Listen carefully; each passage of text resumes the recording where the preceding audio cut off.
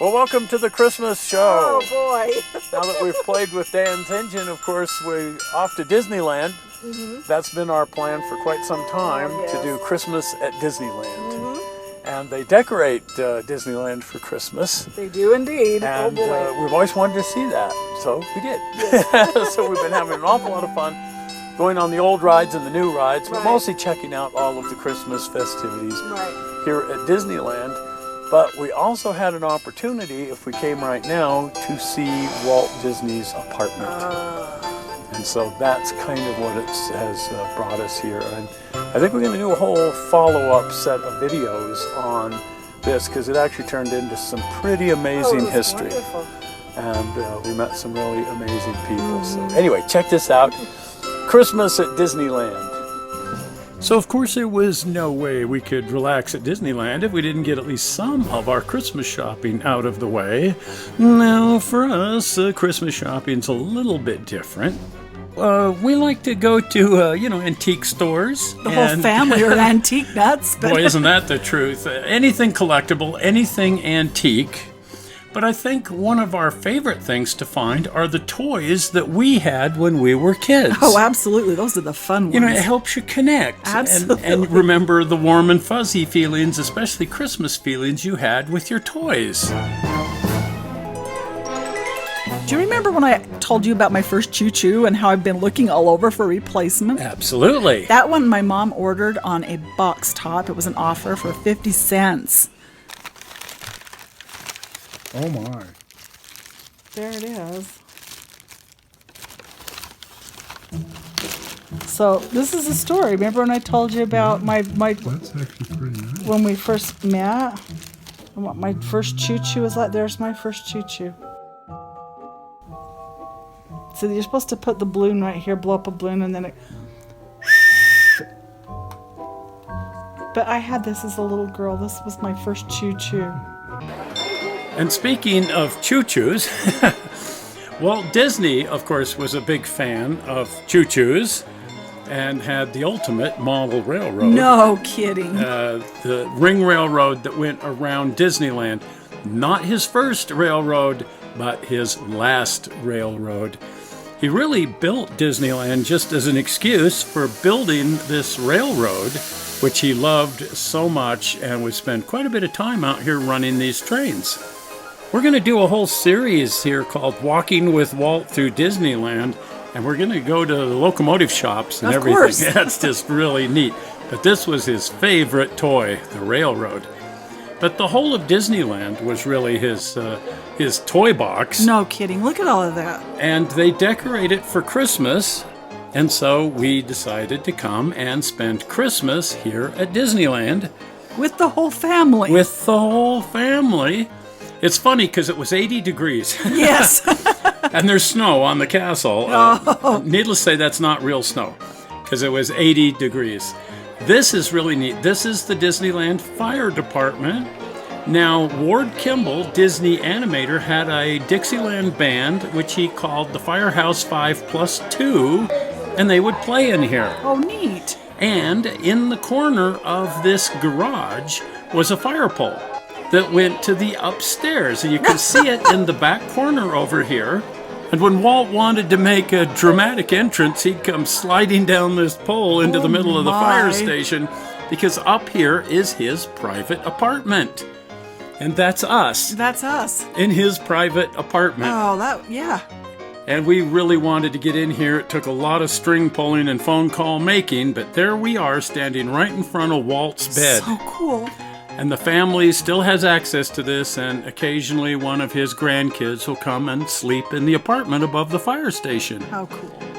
So starting next week, we're going to pick it up here from Walt's apartment and then follow him around Disneyland. Oh, how fun. Straight up Main Street here, and then off to look for any of the original attractions that survived Can you imagine? Yes. from 1955 when they opened the park. There's actually very little of the original park left. Yes. Superficially, I mean, Main Street here looks the same, It's different, though. but everything is really different. And of course, most of the rides were not here when the park opened. Even a classic like Pirates of the Caribbean was added in the 1960s.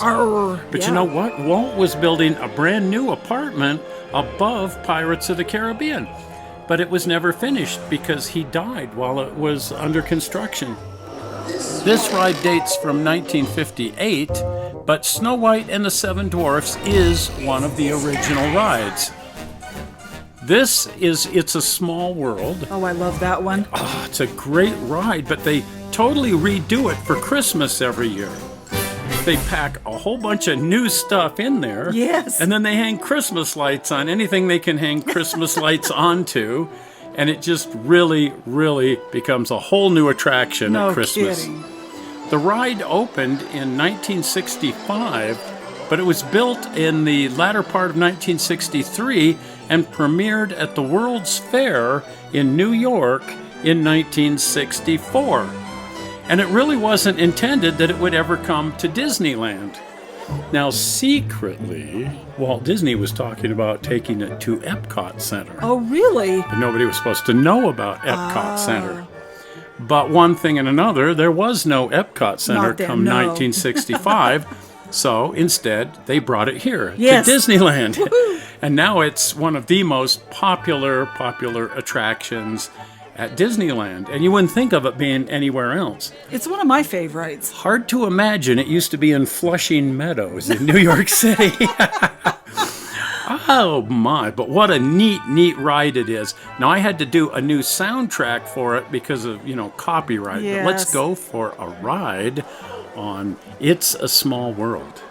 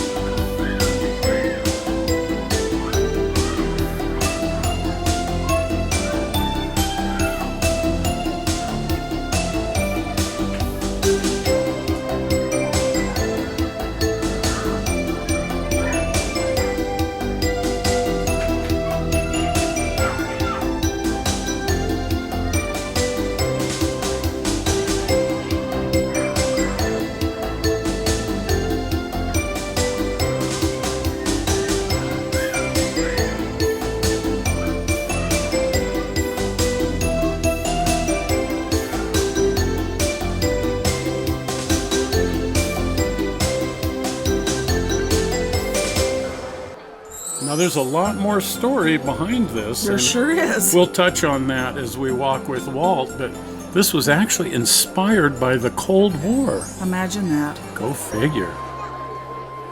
So do you want to go for a steamboat ride? Yes, absolutely. Let's go for a ride on the Mark Twain. Over the rivers of America. Uh-huh. They really don't do anything with this at Christmas. It's pretty much like it always is. But I've been dying to see the new railroad. Me too. They expanded the back of the rivers and built this whole elaborate trestle system back here.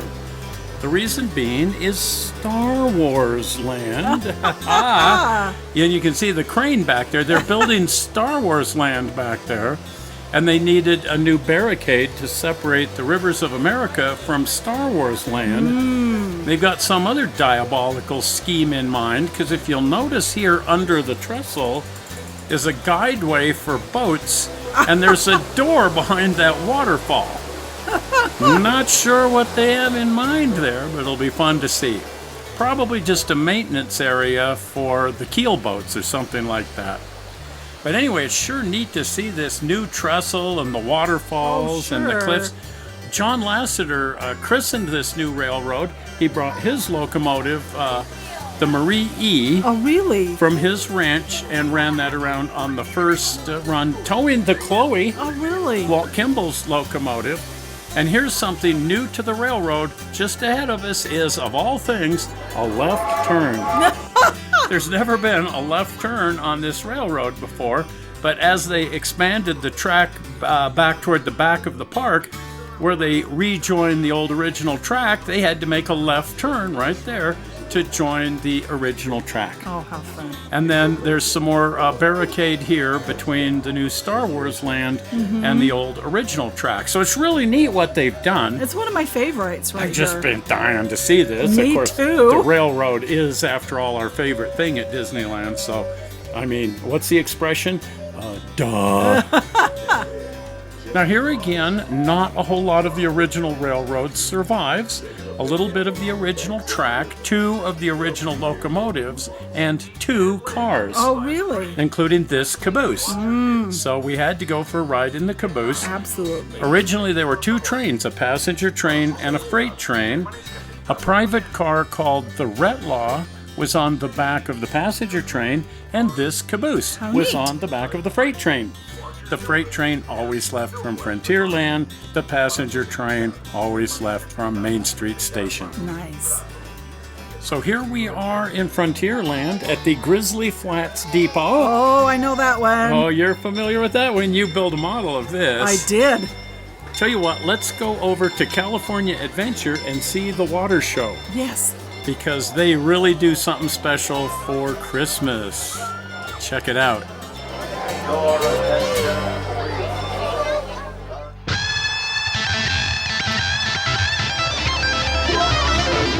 Joy of Christmas joy.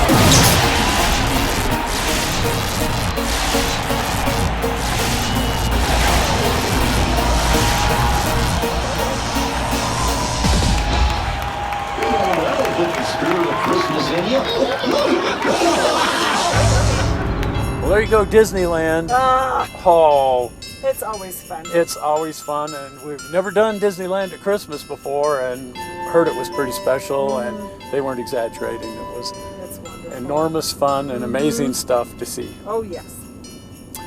And since we got invited into Walt Disney's apartment, we didn't use the old technique of climbing up the fire pole. No. We actually got to just use the stairway and go up there. In the regular way. But we're going to be doing a series of follow-up shows called Walking with Walt. Yes. And because a whole bunch of very interesting history came up as we were doing this, including the very bizarre and interesting tie between the railroad that goes around Disneyland and the Ford Mustang. That blew my mind. Who knew? Who knew? So lots of fun things to follow up on there. Well, if you haven't been over to the channel, do pop on over to the channel. And if you're not a subscriber, you want to become a subscriber. And you can do that by clicking on the very merry zoink subscribe button that comes in right down here. See how festive? That is. And that will make you a subscriber and therefore festively cool at this festive time of year. Well, we're not sure how you found this movie on the internet. We hope you didn't find it boring. And we will see you here again on Tuesday with some Collector's Attic. Yeah. And Merry Christmas. Merry Christmas.